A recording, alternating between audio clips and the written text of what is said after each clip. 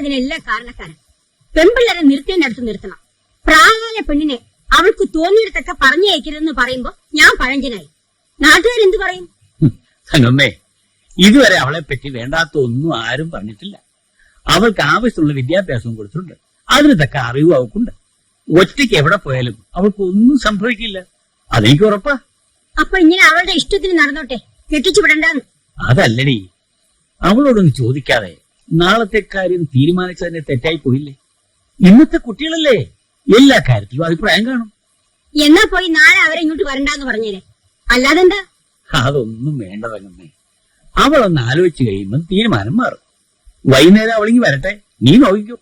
വിവാഹക്കാര്യം പറയുമ്പോ സാധാരണ എല്ലാ പെൺകുട്ടികളും പറയുന്ന മറുപടിയായിട്ട് ഞാൻ അവള് പറഞ്ഞത് കണക്കാക്കി വിട്ടു.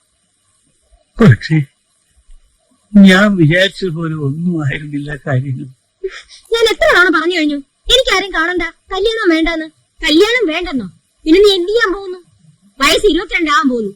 ഇനി മൂത്ത് അരച്ചിട്ടാണോ കല്യാണം? ഇരിക്കുമോളെ,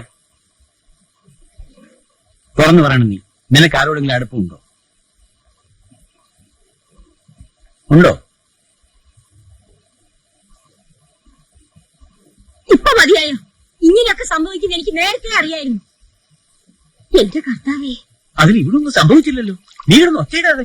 പിന്നെ അവൾക്ക് ഇഷ്ടമുള്ളവന്റെ കൂടെ പൊയ്ക്കോട്ടെ എന്നാണോ നിങ്ങൾ പറയുന്നത്? നമ്മുടെ നിലയ്ക്കും വിലയ്ക്കും ഒക്കെ ചേരുന്ന ബന്ധമാണെങ്കിൽ അതങ്ങ് നടത്തി കൊടുക്കണം, അല്ലാതെന്താ? ആരാ, എങ്ങനെയുള്ളവനാ എന്നൊക്കെ എങ്ങനെ അറിയും? അതൊക്കെ അന്വേഷിച്ചല്ലേ തങ്കമ്മയെ തീരുമാനിക്കൂ.